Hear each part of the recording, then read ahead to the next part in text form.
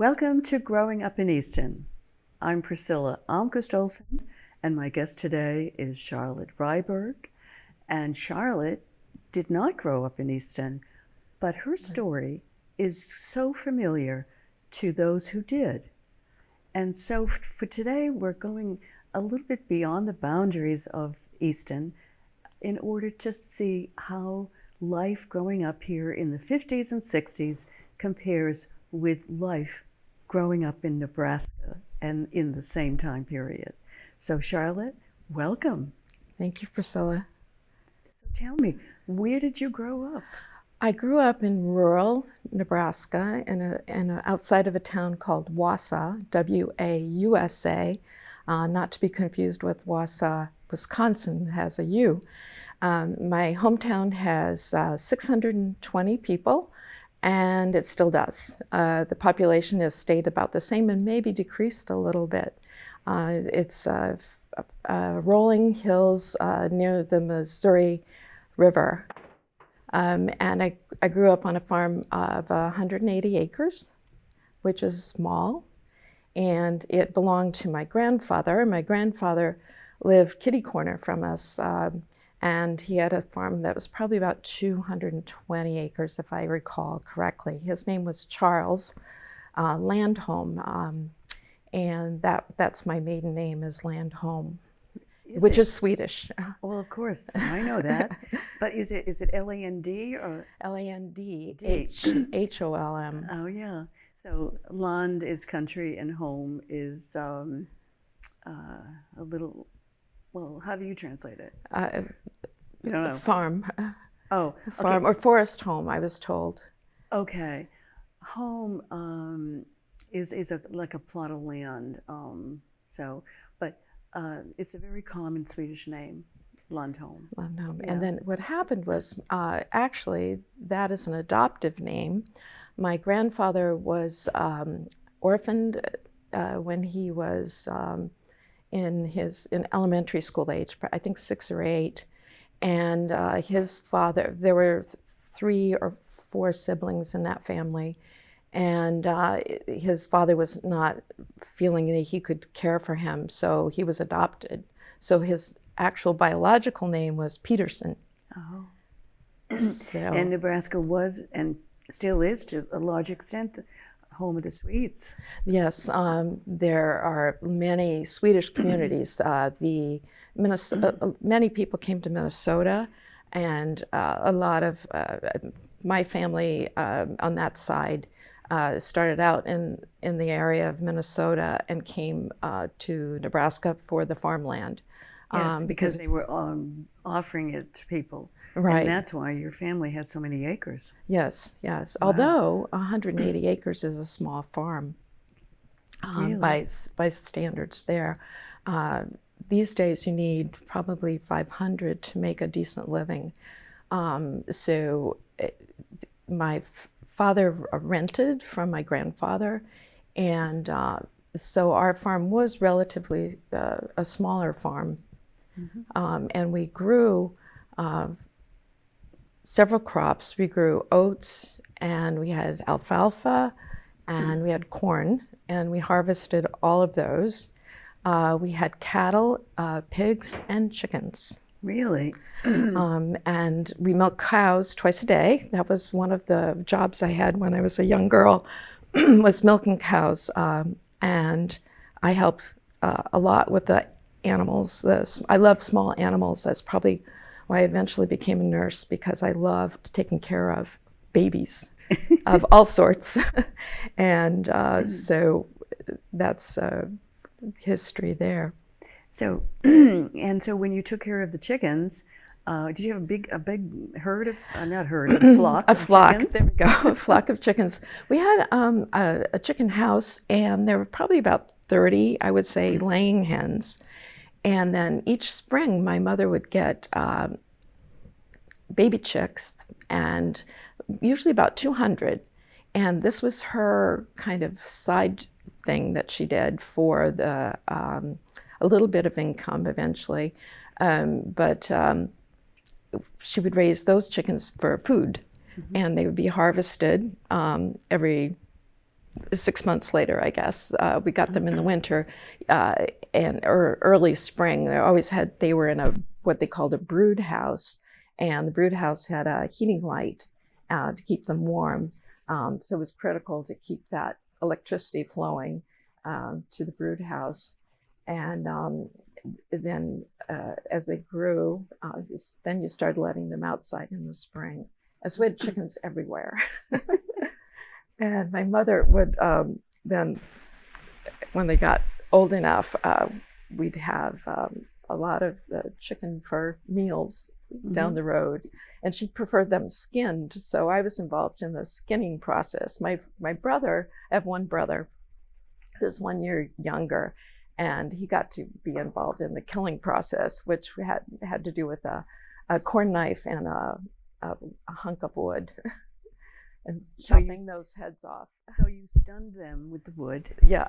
Okay. Well, actually, it was a log, and it had, I remember now, it was 2 nails, and you put the chicken's head in there and give it a little pull, and then, so it lengthened the neck, and then. Oh, gee. Yeah. I didn't like that part. No. Well, I have a similar story. I was recently interviewed on my own show, Growing Up in Easton, and I talked about that my dad got 100 chickens, and it was to teach us kids responsibility, but also to have another food source back in the 50s when people's income was $3,000 a year, and we needed additional food supply. And my dad used a baseball bat, and then my grandpa, he's the one who did the chopping. My dad was just such a chicken, pardon the pun. And then I was 10 when he died. My grandpa died, so I must have been 8, 9, maybe even younger. And they had a boiling big pot of water, hot water, and they would dunk the chicken in, and it would loosen the feathers. And my job was to pull out all the feathers, take it into my mother, and she would clean it, prepare it, and dump it in the freezer. Yeah, my mother for some reason didn't like plucking chickens. Maybe she didn't like the hot water part, so she skinned them, and that's a difficult job of skinning a couple of hundred chickens, and then we froze them primarily. Our weekly income had to do with milking the cows, and we separated the milk. We had a machine in the house that was called a separator, and you poured the milk in. It was a centrifuge, and there were these discs that would twirl inside the machine, and you have milk come out one side and cream come out the other. And the cream was collected, and we usually had 2 5-gallon cans that we brought to the farmers co-op in town every Saturday. And so that was the weekly spending money for my family, plus the eggs. So we usually had, I believe, the boxes held something like 90 dozen eggs, and we bring in one. We called that a case of eggs weekly. And that was for the weekly spending money, because otherwise the income was periodic when you sold cattle or when you sold hogs. And that was usually every 6 months, approximately, where they would go to the slaughterhouse and disappear. Some of my pets would disappear, yes. Unfortunately. I know exactly what you mean, because I talked about pigs too on my Growing Up in Easton show. My dad had 3 pigs, one for each of us kids we could name. Mine was Snooky, named after Ralph Maynard in town, for some reason. And my sister's was Blackie, because it was a black pig, and my brother's was Whitey, a white pig, and mine was Snooky. And they too disappeared, but they only got good vegetables and so forth. There was no garbage. And my dad would go to Charlie's Meat Market in the town on the corner of Mechanic Street and Main Street, where now there's a hair salon and spa. And they would give all the vegetable scraps to my dad, and so these were very healthy pigs. And again, my mother and father had one of those deep freezers, the stand-up ones. Mm-hmm. Yeah, and Yeah. so it was always filled with either chickens or pork.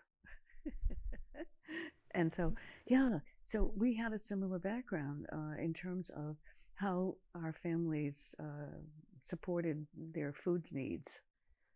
Exactly. So tell me about going to school. What was that like? Oh, so I went to a one-room schoolhouse, No. grades kindergarten through 8th grade. I typically had 2 other students in my class. The total number of students was 18. And so this school was, relatively small, but we seemed to cover all the grades. We usually had 1 through 8. My brother, again, he was 1 year younger than I, never had anyone in his class. He was the sole person in his class. I was lucky. I had actually 2 girls, and one of them was a second cousin of mine. The classes, we had all math and English and writing and science and all the typical classes. And each class was generally about an hour long. Each of my personal classes would be 10 minutes, and the teacher would cover math for all those students in about an hour. And we had recess twice a day, in the morning and afternoon, and those were great times. Played a lot of games like Pump Pump Pull Away and tag and those types of things. One year we had a huge spring cleanup in the schoolyard, which is on the corner of 2 main roads. And there were a lot of tumbleweeds that year, and we made these giant houses out of tumbleweeds that were almost like clubhouses, and those were so much fun to be in. Other fond memories were of having one heat system where it was a big grate about the size of this table in the middle of the one-room schoolhouse. And we'd bring our lunches in, and my mom would make grilled cheese by putting cheese in bread and then put aluminum foil. And at a certain time in the morning, you could stick your sandwich on the grates of the heating system there. It was coal, I believe, in the beginning, and eventually I think it turned to oil. But we'd have, a hot sandwich was a real treat. And then we'd stick our hot cocoa outside in the snow and have almost like ice cream for lunch. But it was a good education if you were an independent learner. There was a library in one corner because you spend a lot of time at your desk, and so there was a lot of reading material in the library. So you finished up your homework for the next day at school. I remember being so upset when I first had to take some homework home because math was a little challenging for me in like 6th and 7th grade.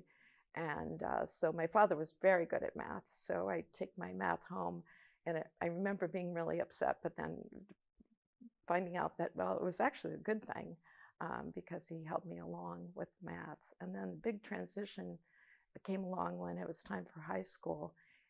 And then we were picked up, we had a bus that came by at early in the morning, and then into town we went, and that was a big transition. There I had 36 in my class. So in my class. Had they come from outlying? They came from one-room probably about schoolhouses? a 10 to 15 mile area around my hometown, around Wausau. So they were kids, country kids, and I had to quit milking. That was a major thing I had to negotiate with my family, was to stop milking cows twice a day when I went to high school, because I didn't want to smell like I'd been in a barn, because there wouldn't have been. Actually, I grew up without running water in the house, so bathing was a challenge. That was something that happened as not daily. It was like every few days. So I said, nope, can't milk cows anymore, Dad. And he went along with it. And actually what happened was they moved off the farm when I went off to nursing school, which I did after high school. So when you milked a cow, did you do it manually? Manually, yeah. Oh my goodness, the old-fashioned way. The old-fashioned way, yeah. So You you were right up next to those cows. You were close. There were 1-room and 2-room schoolhouses here in Easton, but I think they predated, I'm pretty sure they predated the Northeastern Grammar. But when Northeastern Grammar was there, and my mother, who was born in 1911, she went to the Northeastern Grammar. But in some of the outlying areas, like Furnace Village, Unionville, and so forth, there were 1- and 2-room schoolhouses. So, in fact, one of the schoolhouses in Unionville is now has a business in it, and then there was one in South Easton, but it wasn't a small 1-room schoolhouse the way you're describing. It was more of a regional school, but it wasn't big. And now I think there's a carpet place there. And I'm on Rockland Street, or that's where I live currently, and there the VFW hall there, I believe, was a schoolhouse. It was, and in fact, it's interesting you should mention that, because in 6th grade, it was 5th grade maybe, I was asked if I would go and be bused there from Northeastern. And my mother said, no, you're walking to school. You're not taking the bus. You're going to stay there at Northeastern Grammar. So I never got the chance to go there. But it was interesting. I think they wanted to dilute the population a little bit, get some kids from different areas of town. But it wasn't going to be me. I did walk to school. The property, the lane from our house out to the road was about a 1/4 mile long, and then it was a 1/4 mile to the schoolhouse from the end of our driveway. Wow! So it was about a 1/2 mile walk every day. Every day, yeah, twice a day. And the weather didn't matter much. The weather, we almost always had school, and we were on party line. That was another interesting thing where. There were probably 10 people on our phone line, and we had the old crank phone on the wall. And everyone knew when everyone's phone rang. That was a party line. Party line, yep. I wondered how often people listened in. A lot. I had an aunt who was famous for listening in. She cleared her throat a lot, so you knew when she was listening. So I had kind of a phobia of talking on the phone for the longest time, especially as a teenager. You know, I would call friends mostly for homework advice, but not too much social, right? Because of that. Interesting. So you went on to nursing school? I did. When I got towards the end of high school, I really did well in the sciences and really liked them. And well, part of my family history is there are 3 of us that are close in age. And then I have a sister who's 11 years younger, and she's developmentally delayed. So there was a big emphasis on being schooled, doing well in school, and then eventually to support yourself. And so I knew some students who were older than I, women who went to the nursing schools in Omaha and Lincoln, Nebraska, which were about 3 hours from where I grew up. And at that point, my understanding was that diploma nurses made the best nurses, I was told. And so I applied to 3 different schools, and one of them that I did get into, I got into the other one, I believe, also in Lincoln, but it was Emmanuel Hospital School of Nursing, and it's a Lutheran-based school. So off I went after high school graduation, and I was there for 3 years. And then during that period of time, my parents moved into town, and so that was a big transition for them also. After nursing school, I assumed that I would be married. That was kind of the assumption that all the women made at that point, and I was not. So I was like a bit of a dilemma what I would be doing next. But I knew I wanted to work in rehab, perhaps with children. But that was in the back of my head. But come to find out, I got recruited by a women's college in Chicago, north of Chicago, called Barra College. It's a Catholic women's college with the, it was Sacred Heart nuns who ran the school. And the director of my school, her name was Mrs. Cheney, and the director of the Catholic Women's College apparently were friends. So I was recruited, and one of my other girlfriends was recruited to be the school college health nurse. There was a crew of 3 of us. There was a head nurse and then 2 others, myself included, and then my girlfriend, Lorraine. And included in that package of working, I got a stipend to continue my education. So I got in 2.5 years, I got a degree in psychology. So I came out with a BA with a psychology major. Great.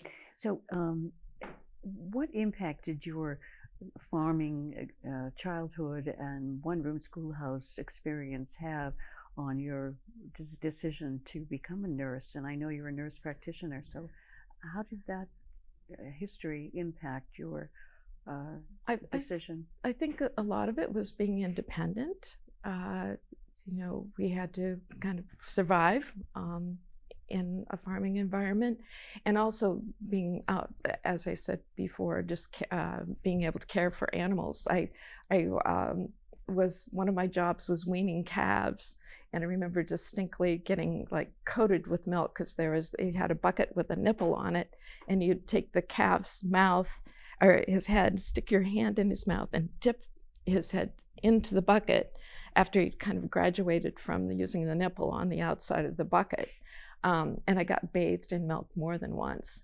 And then my father would, if we had baby pigs early in the spring, before it was really warm enough for them to be in the barn, he'd bring them in the house overnight for a couple of nights until he knew they were, was survivable. So I was part of that process. Oh my. So I was kind of the outside help with the animals kind of girl. And then having a sister with a handicap was very influential in that just enjoying helping her develop as far as she could, and also knowing that it would be important for my family to be able to support myself.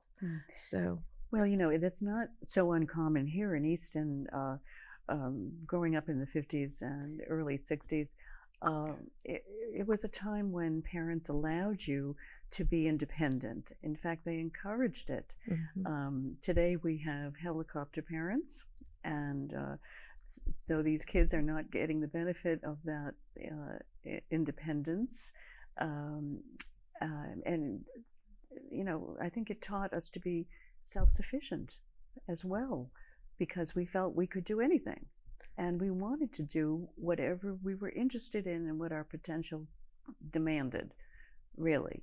And so most of my guests say that they would take their bikes to Frothingham Park, or and when the streetlights came on, that was when they had to go home. Well, can you imagine spending 5-6 hours in the summer at the park with your friends and playing softball, baseball, swinging on the rings and going down the slides and whatever, and really enjoying yourself. So it taught a lot of social skills too. So most of us have no problem socializing, talking in front of cameras the way we are today. There we go. Because we have a sense of self. And for me, too, coming from a very kind of small situation, I made these gradual steps, and there were a lot of good support along the way, my parents included. Mm-hmm. Well, they taught you to be responsible also, didn't they? Of course, yeah. You know, you took care of the calves, the chickens, the pigs, piglets, and so forth. And being on a farm, everyone counted. Everyone had his or her job to do. And so your parents were really dependent upon your contribution. And now your patients are dependent on your contribution. How did you end up in Boston? Well, again, I finished this 2-year college program. And again, I wasn't married. So I said, well, I'm going to look for a career in working with handicapped children, since I had that in my family history. And so I applied to jobs in, I looked up what I felt were, did some good research on programs and jobs. And I looked at position in Ann Arbor, Michigan that I interviewed for. And in the summers, I worked in a camp in Wisconsin called Camp Happy Hollow. And it was for a 2-week camp for handicapped children. And there, interestingly enough, I met a lot of people from the East Coast. And so I knew people from Philadelphia and New York and Boston. And I decided to look at Boston hospitals and interview. So I interviewed at a hospital called Kennedy Memorial, or it's had 2 different names, Franciscan Hospital, and now I believe it's called Franciscan versus Kennedy Memorial. I always get that confused, which name it has. But I interviewed there and I got the position. So after I finished the summer camp in Wisconsin that summer of '73, I drove out.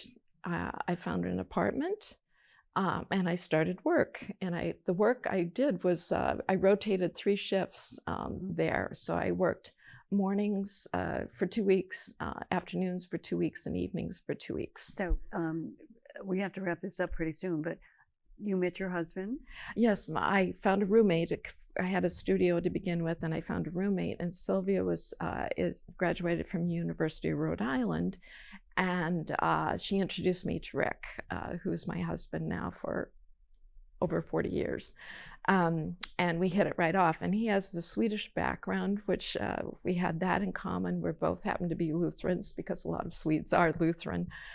So we had that in common, and we loved outdoor activities. So we spent a lot of time camping, and I love New England also. When I got out here, it's like, oh, you can drive to 3 states in a day. This is incredible. And different topography. I know it's the first time I saw the ocean, of course, when I came out here.